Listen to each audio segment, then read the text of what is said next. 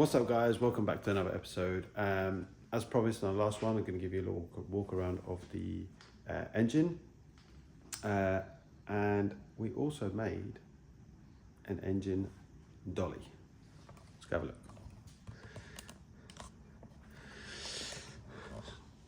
Knocked up this little unit, stick the engine on. Was going to purchase one, but just with the cost of shipping and everything, it just didn't make any sense. So made this one up. Rolls pretty good, pretty stable. So yeah, quite happy with this. This is V1. A lot of them end up sticking them on areas like this where they just rest the engine on. But we made bolting points so the engine can't topple over.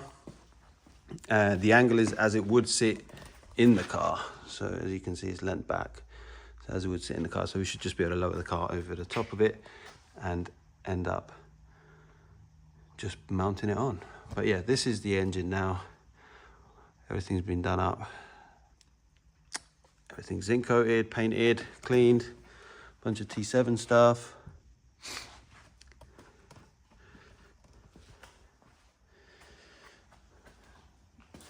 Cam cover may or may not stay.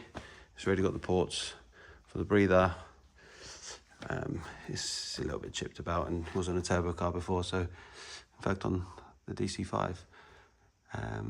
Yeah, undecided, but yeah, it looks nice and fresh. Onto the gearbox. There we go. Gearbox is all done, ready. I'm gonna just walk through the list of parts that we've got and what's going in it. Right, where do we start? First off, everything we need from Jap service parts, bearing wires, seals, all of that good stuff. That, some more painted bits here. Everything's been zinc coated, nice and fresh. Bolts, brackets, shifter assembly, love it. Gonna run a backline LSD. We run these in numerous vehicles up to around sort of 600-700 horsepower mark. Absolutely no problems. Really well built. Tolerances, I would say, are better than some other units on the market. But yeah, there you have it. I'm not actually sure where they're made, but we've used numerous ones of these with pretty good success. So we're going to try this one and this one, see how this goes. Put that in there.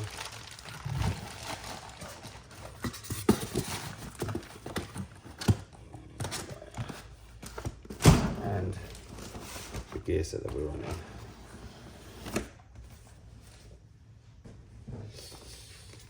Mfactory gear set, 1 to 4 drag set that they got.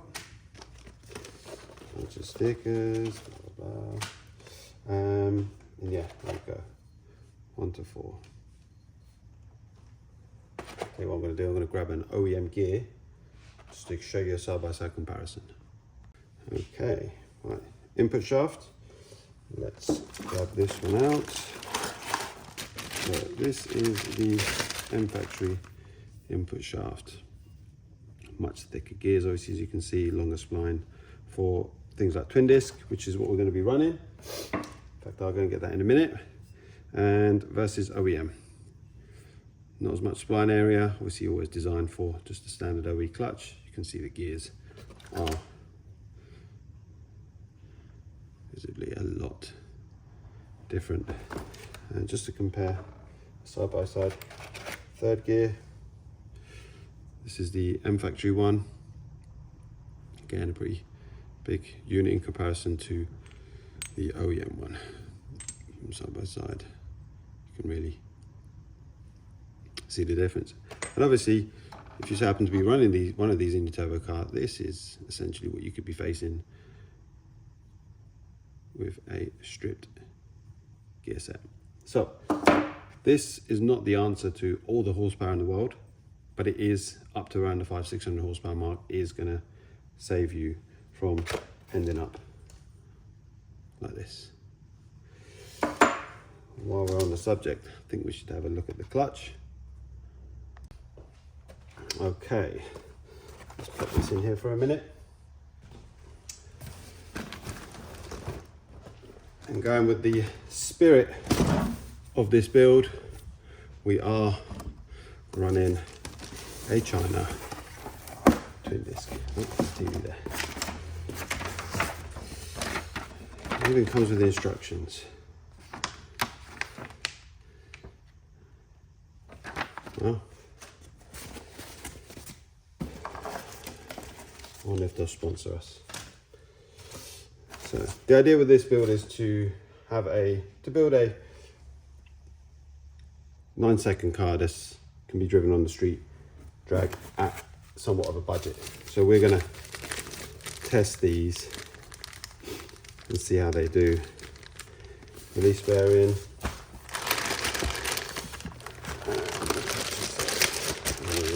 Pulled out the packages. They are cheap. I'm not expecting them to be the most amazing thing in the world. However, looks wise, weight wise, they look, I don't know, pretty good. Well, when we bolt it onto the engine, I will take it apart and do a slightly better video so you can see. But yeah, we're going to try one of these because we're very curious to know if they will or won't hold the power. We've done some research online to see if anyone else is running them. There are a few people out there that say they run up to 700 horsepower with no issues. So only one way to find out.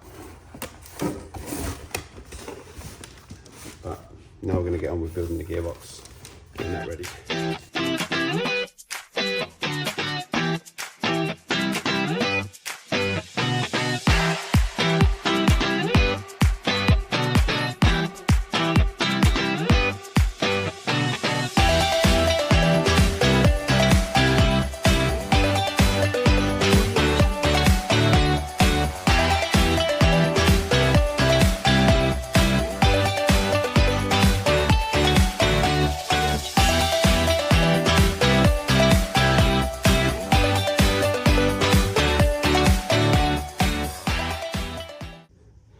Right, there we go. Both the gear stacks assembled. Now that they are assembled next to each other on top of each other, you can really see the difference, how much bigger they are. It's thicker. Anyway, that's the gear stacks assembled. Next, we're going to get the ring gear onto the diff. We're running a standard 4.7 final drive. We did look at gear calculators. We were arming and ahhing about running a 4.3, but I think we're going to see how the 4.7 goes. I think the 4.3 with the gear ratios that we're running, because the 2.3 first, which is a lot longer than your standard EP3 first, we feel like the car might be underpowered to get out the hole in with a 4.3. So we're going to run a 4.7, see what happens. We might have to change into fifth mile an hour, and that's about 135, 124.5 inch slicks. Anyway, we'll find out when the time comes.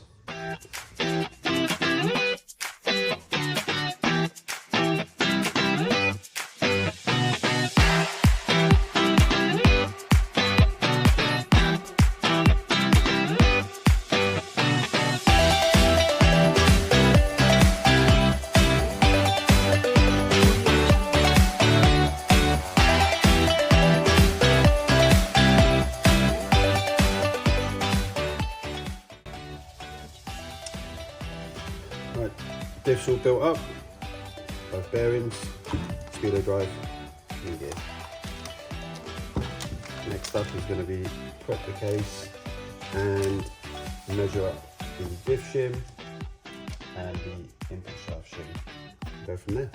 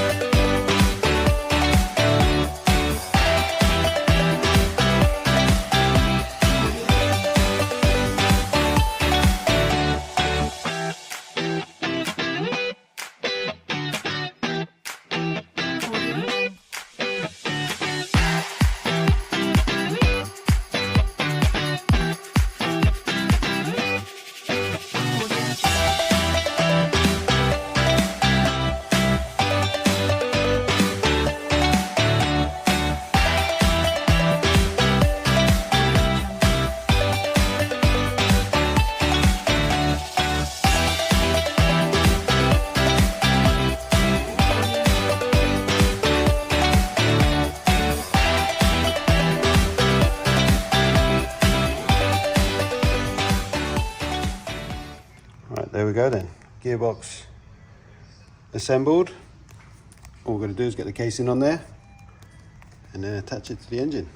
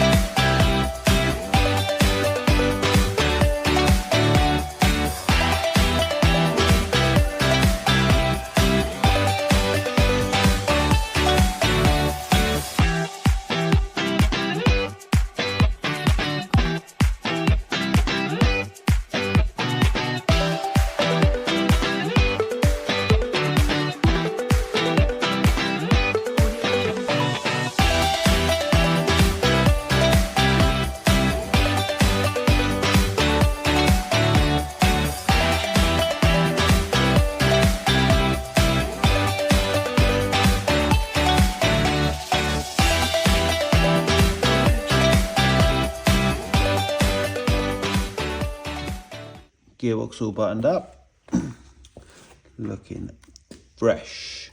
Fit the release bearing already. Need a new rubber boot for here, but otherwise very happy with how that came out. Right, onto the clutch. Let's have a look at this and see what's what.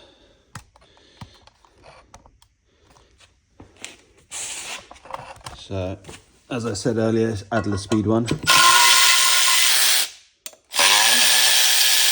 Very intrigued to see what this looks like.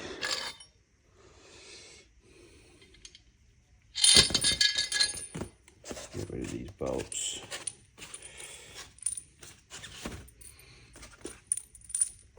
I wonder if there's a torque spec in there for these.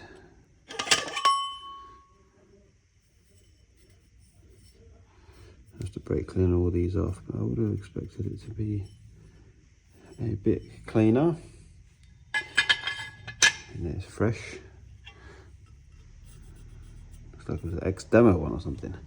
No idea what this material is made of. There's a twin. Apparently they do a triple, and they also do a twin or triple, I think, with a street sprung disc. So yeah, there's the flywheel. Look at the swarf on it. This needs a good old clean. Not the lightest flywheel I felt, but not the heaviest. It's not thick. I don't know how well you can see that in the camera. It's quite recessed in here, but I would have thought they would have made it a bit thicker and then drilled holes around it like everyone else. But yeah, a little bit concerned what this fluid is. Hopefully it's not grease, because otherwise that means our disc would have been contaminated before we've even started. Very intrigued to see how this holds, how it feels.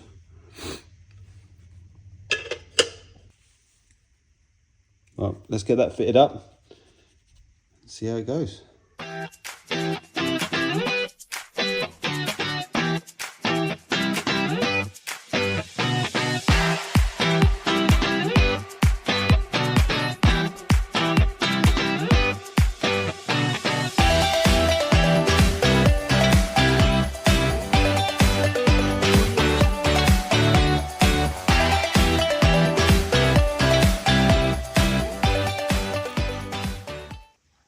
Well, there you have it. One Adlerspeed China Special twin disc.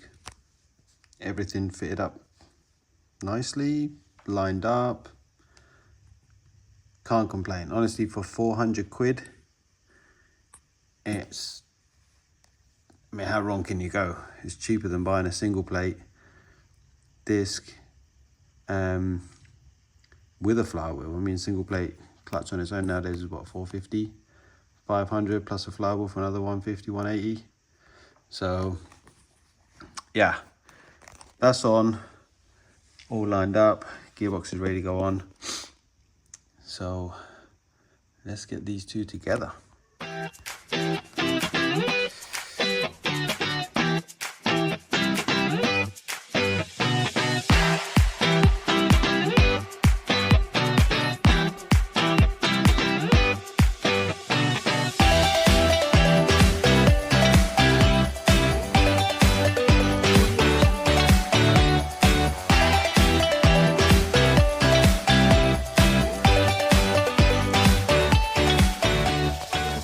Well, I can't complain at how that's turned out.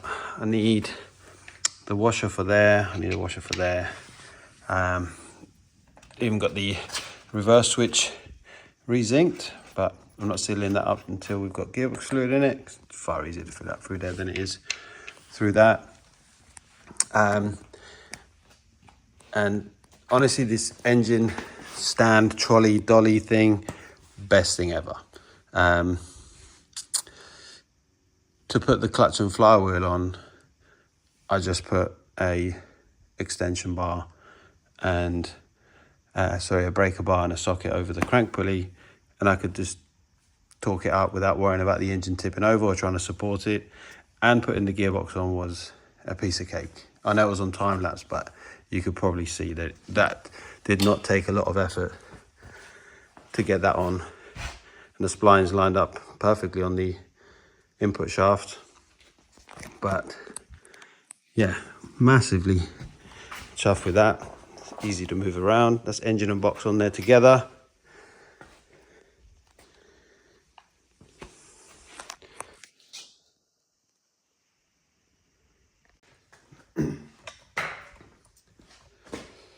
Cool. Well, as you've seen, engine and box together, box is done.